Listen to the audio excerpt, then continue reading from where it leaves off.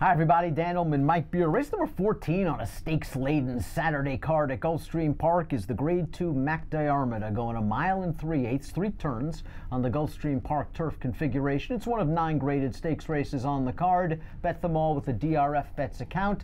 Double your action when you sign up at bets.drf.com. Let's meet the field for the Mac Diarmida, race number 14, and the favorite is on the far outside. The number 11 is Channel Maker, 9 to 5 on the morning line. And let's be honest, Channel Maker's earned $1.5 million in his career. When he is on his game, he's probably the best horse in this race, and I think you can argue he's actually a little bit dirtied up. In the Breeders' Cup Turf, it was a very boggy and yielding turf course, and he was involved in a very fast-paced duel with a horse named Glorious Empire, a horse that ended up finishing last and only then came back to win with a 108 Beyer speed figure.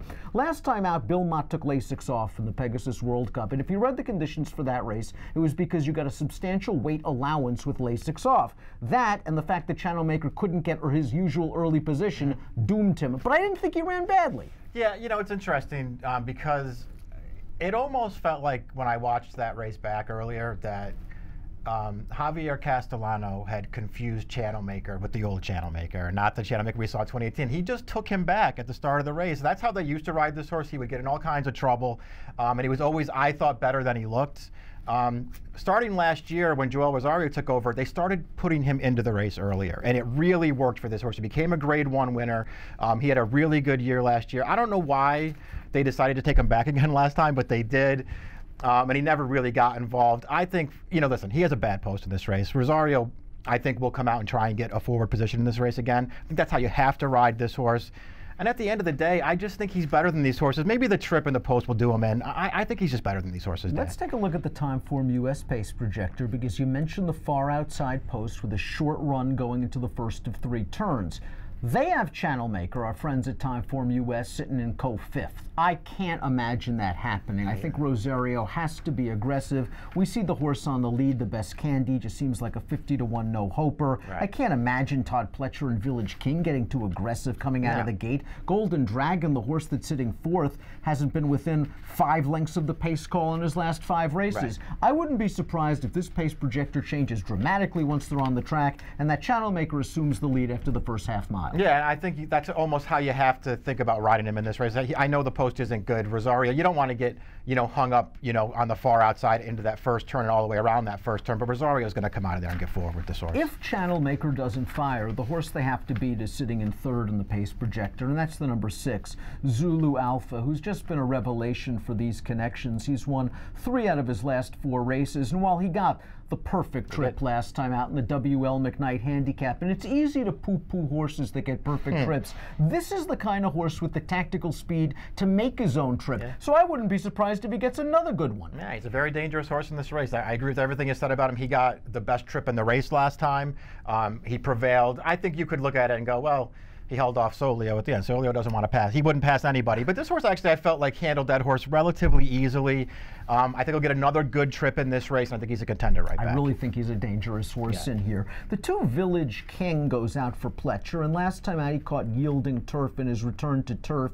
He made sort of a mid-move in that race and then flattened out. I think there is still something left to give with him. He has run some decent races on the grass, and his tactical speed should end up with him working out a nice trip. Maybe he gets the Zulu Alpha trip from last time. I think he could get a good trip in this race. I actually liked the ride Velasquez gave him last time, because after he sort of rated him on the outside early, he realized that they weren't going that fast. The horse who was on the lead was like 120-to-1 or something, so he just moved Village King right up on the outside of that horse, and I think he got him into a good spot. He was no match for Zulu Alpha when the real running started. Yielding ground could be an excuse for him. He's got a great post for a good trip in this race. It certainly does. Let's talk about the number 3, Melmich, who is a horse that's probably going to be coming from far, far back in this race.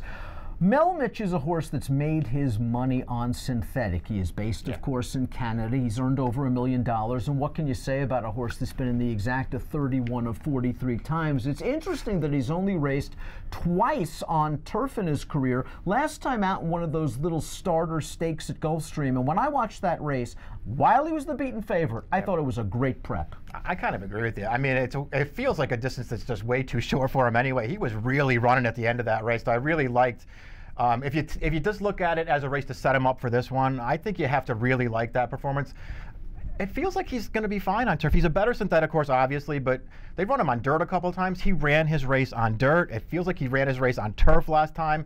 Surface really shouldn't be a problem for him. We'll see if he gets the right setup and get a trip into it. That was his first turf race since 2014 before he became the real Mel Mitch, and that race was at 1 mile and a 16th as well. This horse is really going to appreciate the extra distance, and there should be at least a little bit of hitting up front, and he has a nice formulator fact for his trainer Kevin Attard. Over the past 5 years, with horses aged 4-year-olds and up making their second start off the layoff in turf routes, 27% winners and a $3.69 ROI. So perhaps that race really was a true prep. The number 5 is Vittori Kin, who's returning off of a lengthy layoff for trainer Kenny McPeak. When last seen, he was in a tough edition of the Grade 2 Nijinsky. The winner of that race came back to be graded stakes place with a 95 buyer. The runner-up came back to finish second in the Grade 1 Northern Dancer with a 97. The third finisher came back to run second with a 95 before winning the Northern Dancer. A, I don't think he liked the yielding ground. B, I don't think he liked the pace in that race, and he got wired 2 back in the UN by a Chad Brown runner named Fantastic. So give him a little bit of pace, as you got him in the Louisville handicap, and he's got a puncher's chance, but the layoff really worries me. Yeah, the layoff worries me as well. He does have races, though, that suggest he can go with these horses. And, you know, we'll see about the kind of trip he can pull in this race. You know, we already talked about the pace projector a little bit. I'm not sure how fast they're really going to be going early in this race. That won't help this horse. He's going to have to be at his best off the layoff, but he's got some talent. Let's talk a little bit about the number 8, Highland Sky, another horse that's coming off the layoff. We haven't seen him since he finished 4th in a boggy edition of the Joe Hirsch Turf Classic, where I just don't really think he handled the footing very well. We talked about how the inside seemed to be good that day, and Highland Sky was not really on the rail until the far turn when it was too late and Channel Maker was far gone. He ran some good races last year, including a nice win in an optional claimer, although you could argue Call Provision, the runner-up, had the worst trip. But Highland Sky seems like a reliable enough type for Barclay Tagg that has run well at Gulfstream in the past. Can he run well fresh off the layoff? Yeah, I'm not that worried about the layoff with him. It's just a question of what kind of trip can he get. He doesn't have any speed at all. He'll be way out of it early and trying to rally late.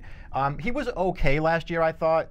They took on more distance with him. He handled it pretty well. He was no match for Channel Maker several times. He's going to have to do better than that to catch that horse. But there's a way to look at him, I think, and think he could get a piece of this at a pretty good price. I'm going to use this horse. He was one of the better 3-year-old turf horses in 2016, and he won his first start at 4 off a lengthy layoff at Gulfstream Park.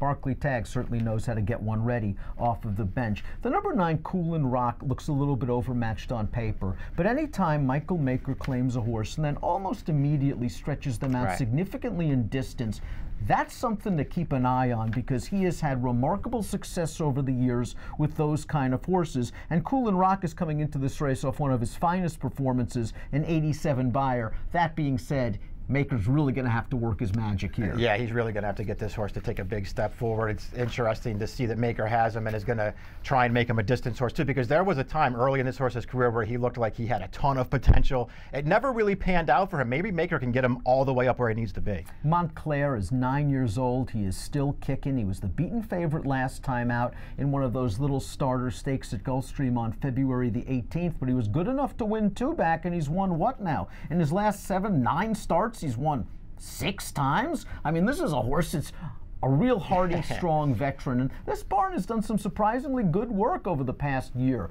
4-year-olds and up on turf, second off the claim, 30% winners, 70% on the board, a gigantic ROI. Not easy to claim off Jason Service, but this barn does good work. Yeah, they do. It's interesting, too, that they've gotten him winning races and going shorter distances, too, lately, because he was always a good long-distance horse early in his career. The distance is no problem for this horse. I don't know if he really matches up with graded stakes horses anymore. There was a time when he did. He probably doesn't anymore, but they've been doing a good job with this horse. That's a fair point, because the horse was claimed for $16,000 2 starts back, but he finished directly ahead of a horse that came back to win a little starter handicap at Tampa with an 83 when the beaten favorite last time out. Let's talk about some of the longer shots in this race. Golden Dragon is the number 1. Blinkers come back on. Well, he wore blinkers 2 starts back. He was 33-1 in an optional claimer, and although that race was key, he didn't do much running. No, I mean, he's just really hard to make a case for this. He has a great post. We'll see if he can work out some kind of a trip in this race. race, but even if he gets a good trip, I mean, is his best race even close to good enough? The Best Candy is expected to make the lead on the pace projector. The problem is the Best Candy just seems very overmatched on paper in terms of figures, in terms of distance, in terms of class, and he has never hit the board from 4 lifetime starts. The last time he raced on turf was August 23rd. He got beat by a horse that was completing a 6-race win streak. Yeah, listen, maybe he will make the lead in this race, if only because if he comes out of there with any kind of speed, I don't think anybody in this field is really going to care if he makes the front and takes up a spot just tracking off of him. He just looks like he's in totally over his head. I guess the unenviable spot in the race is to be sitting behind him down the back stretch. Maybe John Velasquez will have to think about that if Village King opts for the pocket in the early portion. Let's take a look at our top selections for the McDermott. I liked Hunter O'Reilly last time out in the Grade 3 WL McKnight. Despite him returning off of a very lengthy layoff, it was his first start as a gelding, and I think Jimmy Toner had him ready to run that day. He ended up very, very wide around the second turn, very, very wide around the third turn, 7 path in the stretch, and he ran on okay before flattening out. Just consider the trip Zula Alpha got and the trip Hunter O'Reilly got, and that might have been the 4 lengths right there. Hunter O'Reilly might not be the most reliable horse in the world because of his running style, but I have a feeling that Toner's got him good right now, and off that last race, if he can get a little bit of a trip, 10-1 on the morning line is fair. I agree. I mean, he did run a good race last time. He had a really tough trip. He ran very well considering it was first off the layoff. When you add that in, he had a lot of things go against him in that race. The real problem is, as you mentioned, his running style just leads to trips like that, whereas as we talked about with Zulu Alpha, his running style leads to the trips he gets, and it really makes it hard for Hunter O'Reilly to overcome that stuff. But he's a pretty good horse, and if he can get a trip in this race, he can get a piece of it. If I had to make a concern, it was, I think this horse likes a little give on the ground. We know he's had tender feet throughout his career. He wore bar shoes early on, and maybe if the ground is firm, it'll be against him, but he ran really well last time, and I want to give him another chance at a price. I'm going 4, 6, 8, and 11. Mike, you like Channel Maker. You simply think he's the best horse, and let's be honest, his best race is the best race of any in this listen, if he shows up and runs his best race, he's just going to win. Maybe he won't do it. The outside post, I guess, is a little concerned. So, listen, there are ways to look at him and say, as the favorite, I'm happy to take a shot against him. I just feel like he's better than these horses. Mike's going 11, 8, 6, 4. Again, I'm going 4, 6, 8, 11 in the Grade 2 McDermott, race number 14 at Gulfstream, one of plenty of stakes races on the Saturday Gulfstream card. Bet them all with a DRF Bets account. It's as easy as ready, set, bet. Approximate post time for the McDermott is 6:06 Eastern. Good luck.